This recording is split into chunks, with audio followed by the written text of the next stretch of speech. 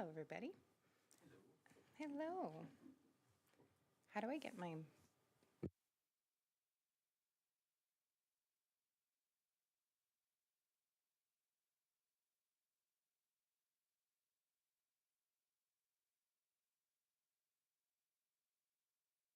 There we go. Hello, everybody. I'm going to call to order our meeting at, what is it, 4:30? 4:32. All right, so we have an adoption of the agenda. There's a recommendation that the agenda for the Municipal Heritage Committee dated May 20th, 2025 be approved as circulated. Motion made by, thank you, Judy. Can I have a seconder? Paul, all in favor? Great, motion carried. You guys have to just, hold on one moment, the overview is not changing.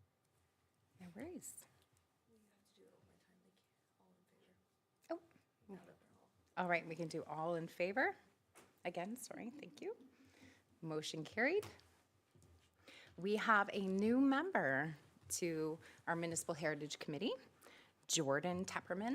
Jordan, if you want to press your mic to speak, we'd love for you to share a little bit about you and say hello.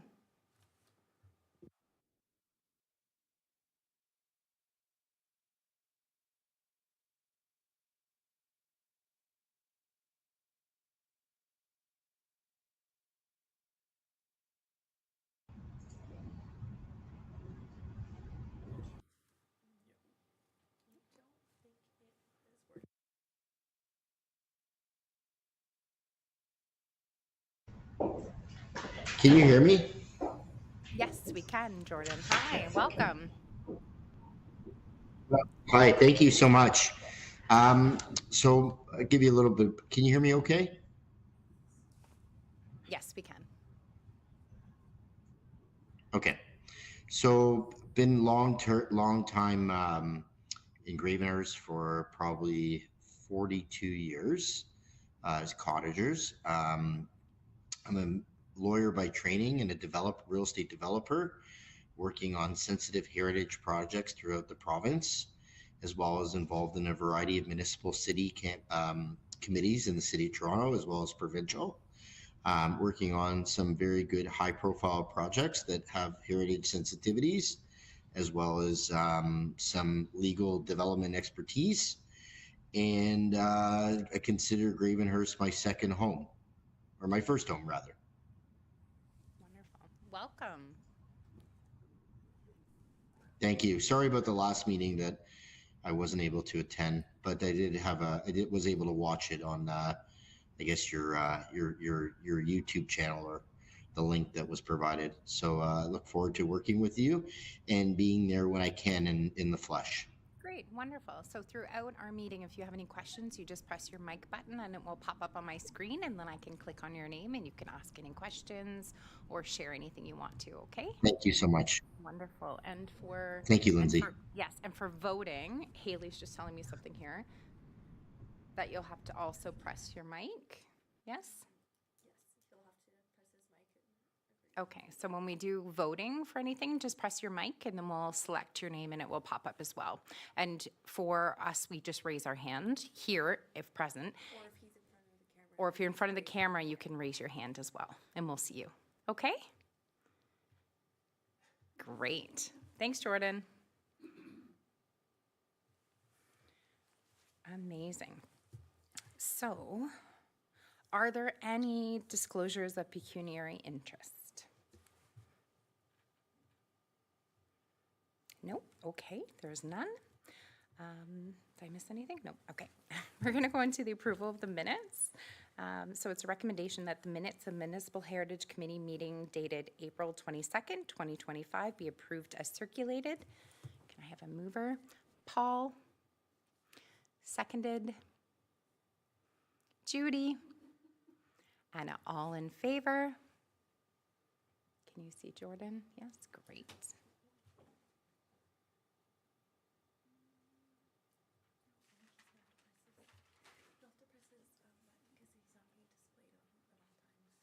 Okay, it's not up.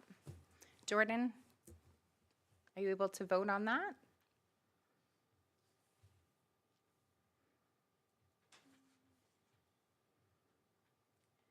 We can move forward. I also Okay. have to work up the- Oh, there he is. Great.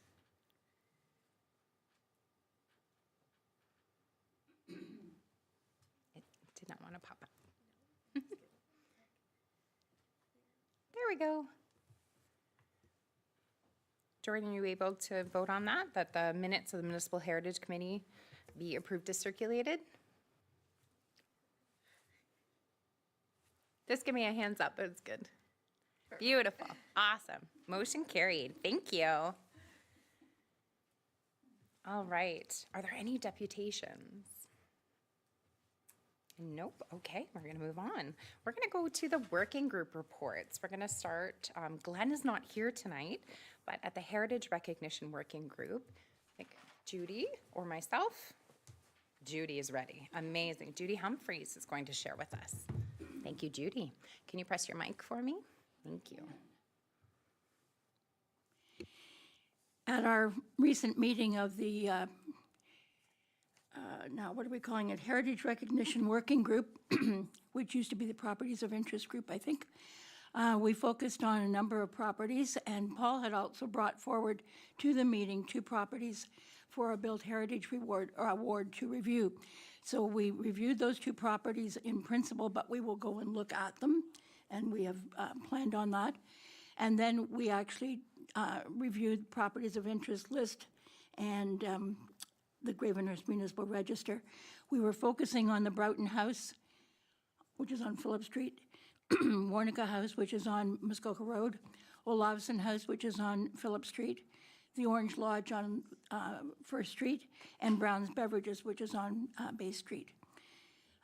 We are going to be contacting the owners of those properties to discuss the kind of signage they might appreciate having on their properties, to acknowledge that they are in fact living in or working in a heritage awarded property.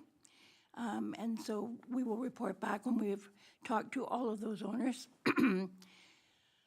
We also reviewed the ACO Muskoka Built list, just to see where they were and whether they were up to date with us, and in fact they are. We did have a question for Angela, and I don't know whether that was answered or not, but the heritage inventory list, has that been updated recently, or do you have any idea when last it might have been updated? Thank you. I can answer that question. It has not been updated recently. The last time I believe it was updated was 2018. So now that list, of course, isn't a formal list. It's just that, a list. And I believe there's over 300 properties on it. So I apologize. Lindsay, had asked me to provide that, and I will. I might have to provide a hard copy, but I will do that. Great. And we wondered whether or not a virtual link could be, at some point, provided to that, but a hard copy will be lovely, so we'll be glad to receive that. Thank you. Thank you, Judy. Anyone have any questions for Judy or myself? Nope, great, thank you. Awesome, we're gonna move on to the interpretive signs and plaques working group, and that's gonna be Richard Tatley is going to share. Is this working? Go ahead, Richard. Thank you very much, Madam Chairman.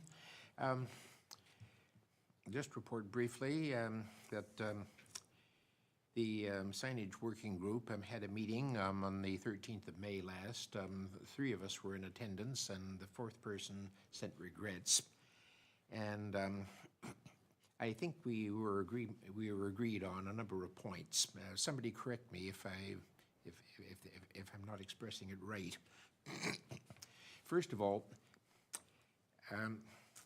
we're thinking, for the time being at least, on a set of small signage plaques, mostly in the central core of town, intended for pedestrians and walking tours rather than for the motoring public, and therefore signs that should be small and neat and unobtrusive, if you understand me, something that would be viewed by people on the street.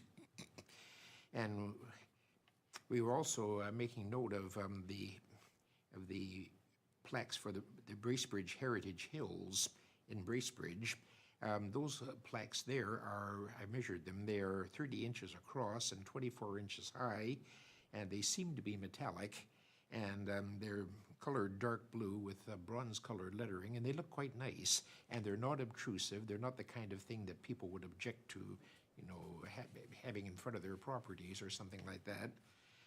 They might possibly be taken as indications as to what we might be looking at.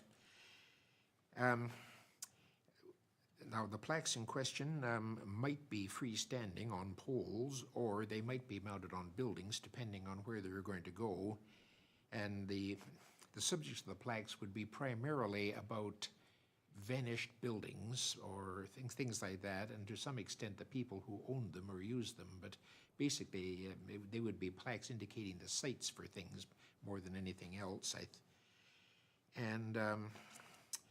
The subjects we were considering for the initial ones were, first of all, Mickey McCabe's Tavern at the south end of Gravenhurst, which was also the first building in town and the first post office in Gravenhurst, and you might say the first commercial building of any sort in town.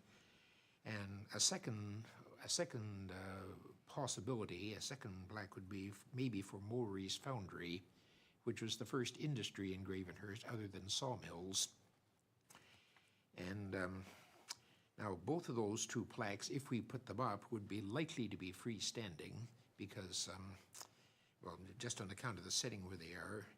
And also it has occurred to us that each one of these plaques might, if they were freestanding, contain a double message. In other words, McCabe's Tavern could also be a plaque commemorating the Queen's Hotel, which is located just almost on the same site, and both of them were, of course, of great interest. One message on one side and one on the other, and a plaque for Mowry's Foundry might have on the other side a text about the Great Fire of 1887, which started at Mowry's Foundry on a windy night when sparks blew and set the whole town ablaze. So there's a kind of a correlation, in other words, between those two subjects. We also noted that if plaques contain pictures, they might have to be larger and they might be more expensive if we have pictures. The Bracebridge plaques I spoke of for the Heritage Hills do not contain pictures. I think there was an agreement that the plaques we're looking at, they should not be large or obstructive, like billboards or something like that. And I think those are the main points that we were discussing, and I think there was agreement that this is the sort of thing we'd like to recommend to start off with. And I suppose that if the committee as a whole agrees with these suggestions, then we would next be going to the Town Planning Department or the Economic Development Committee for the Town of Gravenhurst or whoever to get further particulars and see what is possible. And of course the texts, well, that would require a bit of research on our parts with the help of the Gravenhurst Archives in some cases, and also from secondary sources and books and for that matter any files that we might have at the Ship Society Archives. We would be consulting any sources we could find in order to put together texts. The texts would be pretty short, of course, just small paragraphs. That's about all you can put on a small plaque. So I think these were the main points that we were talking about, and I think there was general agreement that this is what we would be starting with. If we were to aim for plaques in outlying areas, they might very likely be a different size and a different style, depending on where they are and the settings and things like that. But for ones inside the town, we thought they should be small and neat and attractive and not too big.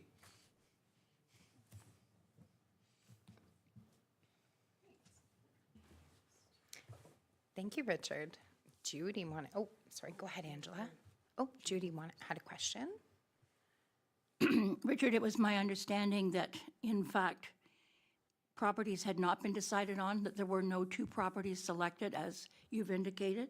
The Maori property, for example. I understood from speaking to people who were at the meeting, I wasn't able to be there, that in fact, a whole list of suggestions was made and two properties were not selected, and that types of plaques were not discussed. So I'm confused. Oh, Judy, I hope I haven't misrepresented anything. I mean, certainly we have a long list of possible suggestions, but anyway, at the meeting, it was suggested that the ones we should start with would be from McCabe's Tavern and perhaps Maury's Foundry, depending on maybe only one at a time is realistic to begin with. But on the other hand, if people prefer some other subjects, we can. I mean, it doesn't have to be those. Yeah, I think what Richard's getting at is that we were looking at a list, so we were coming up with a list of different ones that we thought were of interest to look at, and I think our main piece was just trying to get out a uniform look for signage. So that was one of the pieces. Our questions for Angela was about QR codes.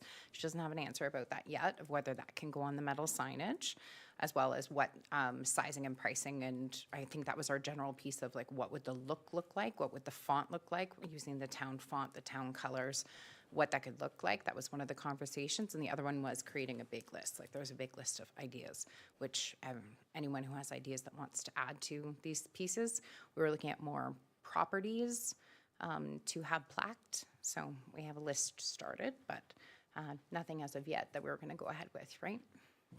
Great, thanks, Richard. Oh, Angela wanted to add in, great.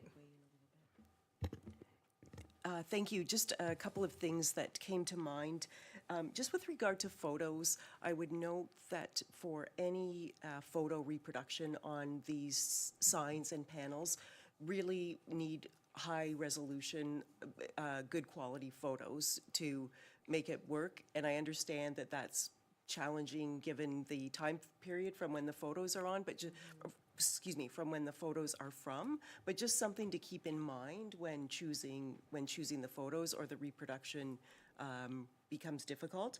And I would just note, and sorry, just about the QR code, if it's something that's going to be printed on, say again, the alu panel material that's been used for the most recent signs, the Sloan and Coburn, as well as Sweetown, then certainly that can be incorporated into the printing of those, if that's the material that's being considered. And then the other point that I would just make is, if when council gets to budget time, and of course, Member Jorgensen isn't here to give a bit more details, but once council gets to budget time, that's maybe a time to have a better idea about cost if there's specific requests for council, but that isn't now. So I would just make those points at this time. Thank you. I think that group had discussed sort of coming up with a proposed budget of places they wanted to plaque and pricing, so that they could bring that forward in the fall for budgeting. Judy, you had a question? I did, or actually more of a comment. In terms of high-resolution photographs, the archives have originals of many of the photographs that we might consider using, and therefore they can be provided in high-res, probably 700 DPI or something along those lines. Yeah, 800 if necessary. Yeah. That's great. Thank you, Judy. Did anyone have any other questions for Richard? Sorry, Richard. Awesome. Thank you so much for sharing. Doors Open Working Group. Randy is not here, and I don't think we do have an update for that group. Nope. Judy Humphreys is saying that we do not, so we're going to move on.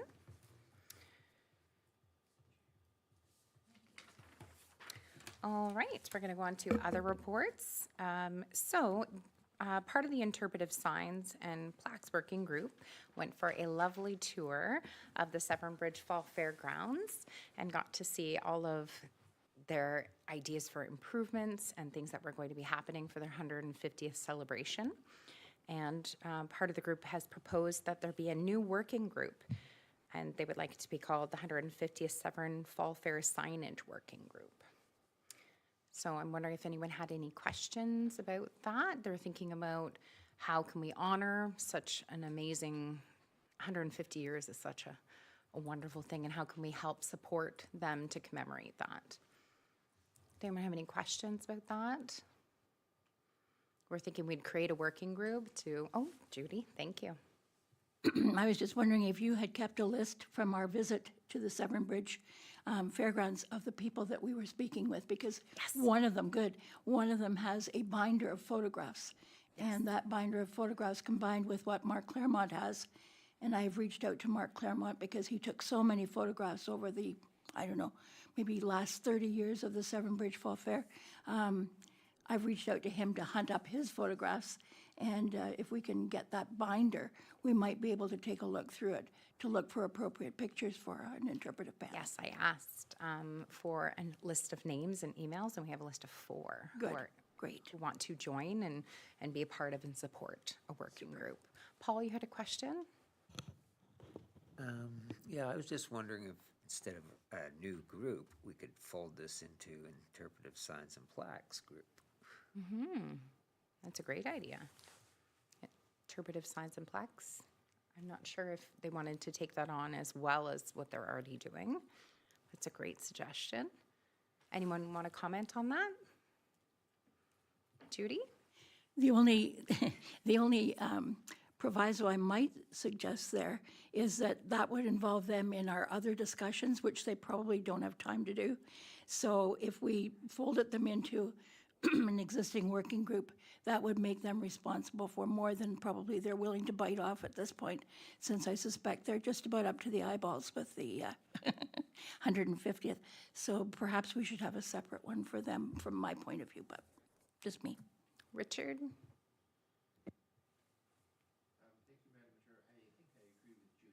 That, I mean, if, I have no objection, of course, to working with a group in Severn Bridge, but I think I agree with Judy's points. Thank you. Are there any other questions or concerns? Great, so I think we had created a motion to create a new proposed working group. Is there anyone who would like to be a part of the working group? Judy Humphreys. And myself, yes. And Richard as well, yeah. No. Great, so we'll have that motion up.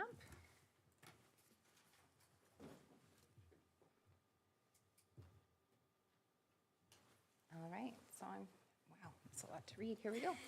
So whereas the Municipal Heritage Committee recognizes the 150th anniversary of the Severn Bridge Fall Fair as an important community milestone, and whereas the 2025 work plan for the Municipal Heritage Committee provides for development, procurement, and placement of interpretive signage in Gravenhurst, now therefore be it resolved that the Municipal Heritage Committee forms a working group to support this anniversary by providing assistance with the development of interpretive signage for the Severn Bridge Fall Fairgrounds, including applicable permits and approvals. That is in compliance with existing town branding guidelines. That's okay. And that the remainder of the 2025 Municipal Heritage, we should probably discuss that. We didn't discuss with everyone the committee budget be allocated to support this project. Should we discuss that first before? Oh, beautiful. Thank you. I just saw that. I was like, oh. So I think it's proposed that they want to take the remainder of this year's budget, not, that would be starting in November, Angela? It's January to January. It's January to January. So there'd be the rest of this year's budget to go towards the signage? Could we take that out of the? And just have it as the working group piece and then make that a separate one?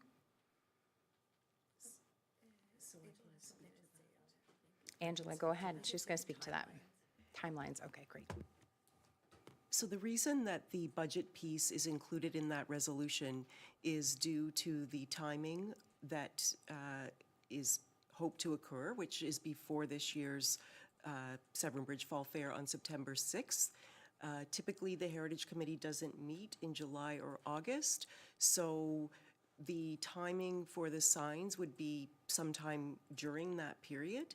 And by talking or by having the budget included in this resolution now, then that means that council will have already approved it. So it's not necessary to go to council for funding approval. It can just proceed.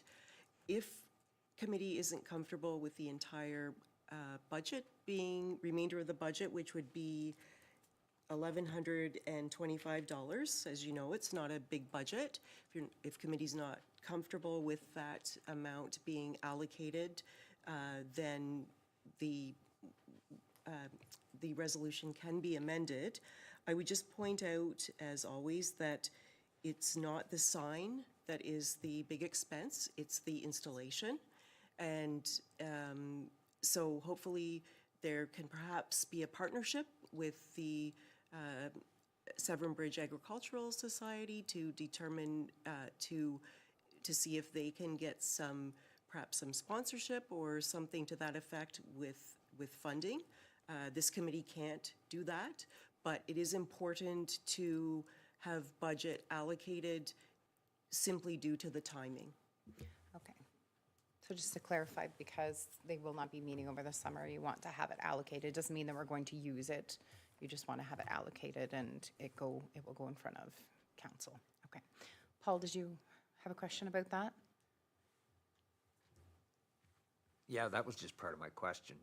How much is actually in the budget? And so the way the wording states it, it sounds like we're going to put all of the $1,125 towards this.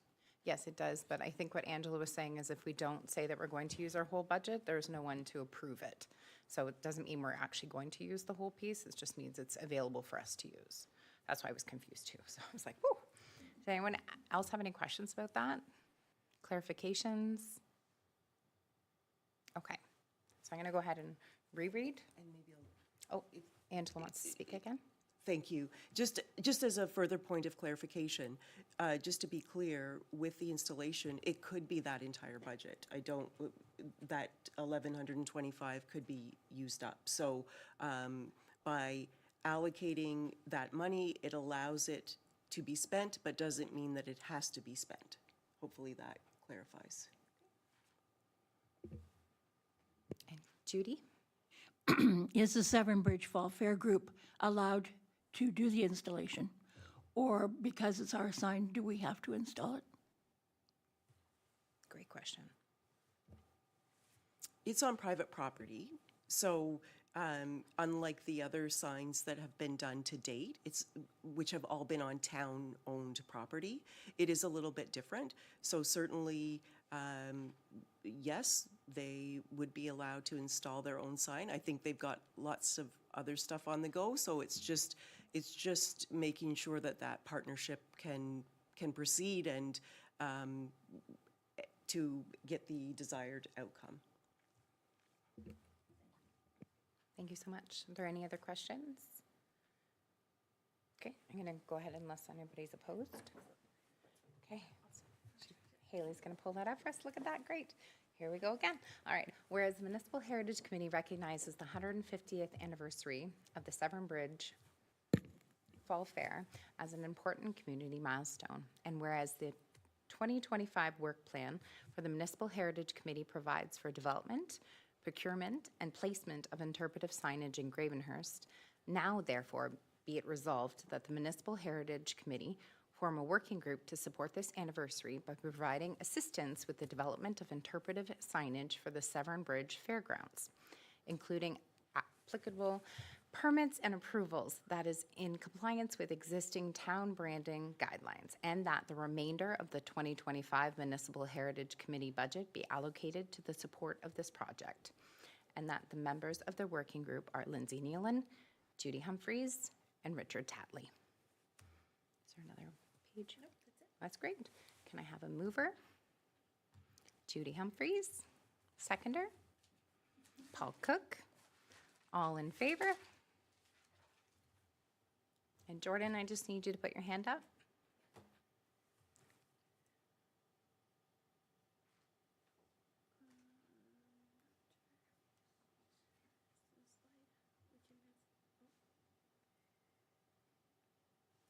Jordan?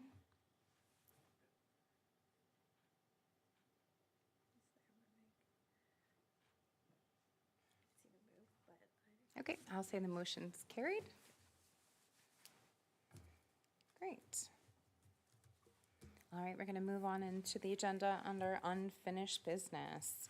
I think Angela's going to speak about Doors Open 2025. Thank you.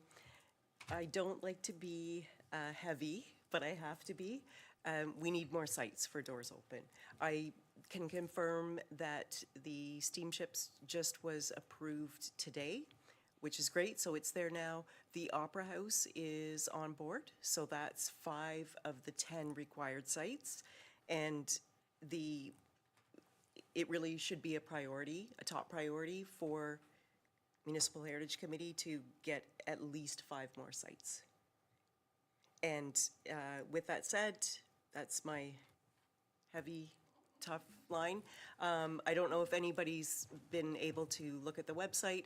I think it looks great. The organizer at Doors Open Ontario is very excited to have the ship involved, so that's fantastic. And things are looking good. I think that And that's the Seguin, right? We have the Seguin. yes, Great. and I think it's great that the Gravenhurst has some different sites, including the Calidor Trail, which we do have to get our website updated. The town has to get our website updated to reflect that. And so things are looking good, but need 5 more sites as soon as possible. Great. Judy, you want to speak to that? I wondered if you could tell me again who the chair of that committee is?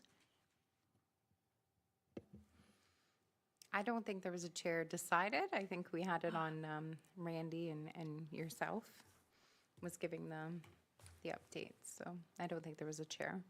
Okay. Does anybody have a, the group has not met. No, I did send out an email and I did not get a response. So Okay, I'll have to take a better look at my computer. I'm just wondering if we had a list of potential sites. I thought we did. And I thought it had 10 on it, but no, eh? they have to be confirmed. So I think what Angela was saying, that there's only 5 have been 5 confirmed. confirmed, yeah, okay. Yeah. So there's no chair As of yet, no. as of yet, and we need 5 more, okay.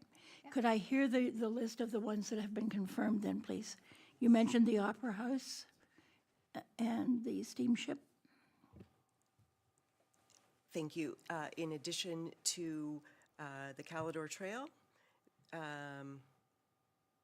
my goodness, the fire station, which is a day of training at the fire station, so that's exciting.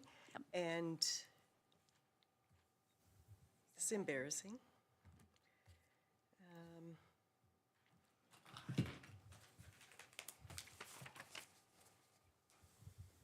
The Severn Bridge Fairgrounds, Oh, nice. yes. That's 5, yeah. So if we have in fact a list of 10 potential, I think our list was larger than I 10. think it was 10, larger than 10 as well. Should somebody be in charge of speaking to the other 5 and seeing whether or not they would potentially be willing to participate? I think what we can do is I'll send another email to everyone in the group and just sort of, I wrote down who had said they would speak to those. Ah, yes, okay. Yes, I recorded that, so I will put that in the email just sort of to, hey, we're checking in, and we'll CC Angela and Haley in that as well, so they can see where we're at. Does that sound good? Judy? And one of them, I think, was a virtual tour of the Ontario Fire College, am I right? Yes. You are correct. For the Doors Open Ontario requirement is 10 in-person sites. Ah, So, and as well, the digital content can come at any time. The in-person sites are more of a priority. right, okay. Great. Any other questions, Judy? Do we have a list of the other 5? of, Of suggested sites? yes, I do. Okay, you have a list? Great. Yeah, Thank I you. will circulate that out. Great. All right, doors open. The next one on our agenda, new business. Any new, oh, sorry. Mary? Just a carryover from the last conversation. Did you want to press your mic and Mary's story? I have a whole bunch of ideas in my head. So I will just submit them via email with some justification for them. Is Sounds that great. all you need? Yeah. Okay. I think we had the list from when we met with the Doors Open crew, so I'll put that out in an email. And then Okay. if there's any that we missed in that, then you can add those on as well. That's a great idea. Well, I don't know exactly what the criteria is for selecting them, so I might add some rather unusual ones, but We love that. We were talking Okay. about having unique pieces from Gravenhurst, so. if you've got one of the ships, which is probably the Seguin, Yeah. because this is a brand-new year for Wanda, because she's electrified and she will be running by then, or can be in her new boathouse, two ships, I'm sorry, but we're a town of ships, and maybe two ships is okay for this year, wouldn't happen again, but that's one of the suggestions. Also, there's a workshop associated with the ships that used to be the old museum right beside the steamship office. And there's guys working there every day. How would I know that? Because my husband spends 7 days a week there. But people might be interested to see what the guys do about how they take old parts off the ships and restore them. And right now they're building 5 life jacket boxes, huge ones. So all that kind of stuff with a pile of tools and expertise. So that's another place in town that nobody knows about. That's great. Could we Yeah. have you maybe touch base with them and see if they would allow us to have those? Yeah, you want me to get the permission already? I mean, you haven't approved the site. I think they sound wonderful. I don't think anyone's going to say no. Okay, I'll speak to Mr. Miller in the morning. Okay. Amazing. Thank you so much. All right, if there's no one else, we'll go on to new business. Oh, sorry. Richard, go ahead. Quick reminder for me, what is the date of the doors open? September 20th will be the doors open date. Thanks, Richard. Oh, press it again. Because I have a feeling that I'll be required to be staffing one of them. We would love that. Yes, we're definitely looking for volunteers. So if there's anyone out there who's interested in helping with Doors Open, you can absolutely contact the town. We'd greatly appreciate it. Thank you so much. Little plug there. All right, any new business? Nope. Okay. So not applicable. Moving on to that. Correspondence. We do have some correspondence items. Great, from Angela. She's going to share about those. I just wanted to, thank you for the opportunity, just wanted to, as you know, in your email boxes, I do forward any heritage correspondence that I receive from ACO, CHO, the Ontario Heritage Trust, et cetera. You may be getting duplicates, but I just send it forward. So it's typically FYI for your information. But there's a couple of things I did want to point out. I have received and forwarded to committee members the new legislation that the province is proposing, Bill 5. It's not in effect yet. I'm not sure whether the heritage component, it's primarily dealing with archaeological sites, something that this committee hasn't dealt with, but just so that you're aware. And I also did want to advise that I was asked and did participate in a survey of municipalities. It's being conducted by Community Heritage Ontario. It's about insurance and heritage buildings, something that has been talked about around this table more than once and for a period of time. And so I did make sure to articulate some of the experiences that have happened here with insurance. And so just so that you're aware, Community Heritage Ontario and other partners are undertaking this exercise in evaluating insurance. So I think that's really important, and It was just for municipal planners to fill out, not for the committee as a whole. So I did take the liberty of speaking on behalf of the committee based on the experiences that have happened here in Gravenhurst. That's wonderful. Any questions for Angela? Great, thank you for sharing. And if people want to access that, they can find that on the ACO website? ERO website. So if anyone wants to check that out, it's on the ERO website. All right. There's nothing left on our agenda. So, all right, our next meeting date.